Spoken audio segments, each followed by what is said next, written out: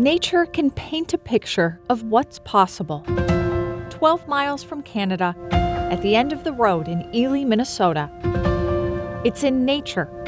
Isn't this pretty? Will Steger Really touching. finds the answers. To me, life is about beauty. This is raw beauty all the time here. The beauty, bordered by the boundary waters, We're North Country here. brought Will to Ely at 19, where he built his first home. Woodworking is really peaceful. Working with your hands. Will was not only self-taught, I never had formal instruction. but a self-starter.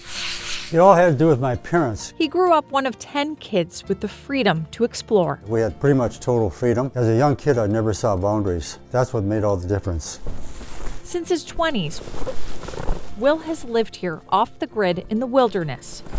25 of those years without a road. Biggest compromise in my life was putting a road in. Never thought I'd see that, but I put the road in order to build the center here. The Steger Center sits next to Will's cabin, an architectural marvel, decades in the making. I've been building this since 1987. I wanted to build a center in the wilderness to bring national and world leaders. I thought that would make the biggest impact on my life. The goal is to bring leaders together to solve seemingly unsolvable problems. What I'm doing here, it's only possible in nature. You couldn't achieve that type of inspiration that you needed and togetherness within a group. It's all about a team.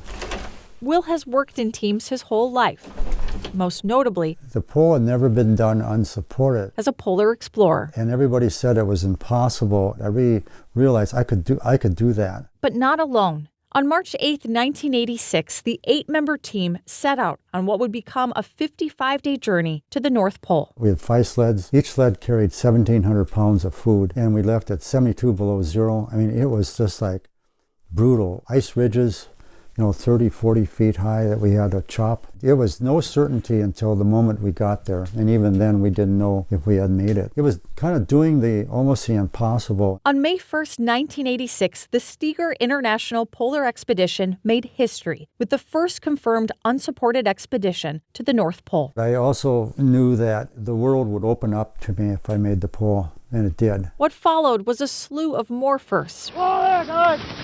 But behind every expedition was a purpose and a platform. In 89 to 90, Will led the first dog sled traverse of Antarctica. 6 people, 6 different countries, one goal of preserving Antarctica from mineral exploration. That drew world attention, and the leaders changed their opinion. Through a 2-year project, it was reversed, and Antarctica now is preserved. Diversity is your power. Strong opposing viewpoints around a common goal. It has to be facilitated. Facilitation is key. That's the foundation of the center. But my ultimate legacy is the Steger Center. While in a tent in Antarctica, Will designed the center, That was the drawing I made. going from an idea to a reality. I spent about $250,000 a year for 30 years on this place. There were years I couldn't walk in there. It was just like, wow, there's so much to do. But now it's nearly finished. Electricity here is all solar, off the grid, period. 100% of their own energy will power every floor, 5th floor, yeah. offering a new view. Romeo and Juliet deck. You cannot do this without a quiet mind, and that's what the wilderness is about. The quiet mind, the explorer's mindset, and collective wisdom, the center's 3 core principles. Because of this divisive world, it's almost a collective nervousness. People are out of touch and really struggling to try to find the solutions. It's his hope. It's found in the wilderness. And I'm always in it for the long run. I've seen faith and effort and the impossible, and I've actually seen it happen.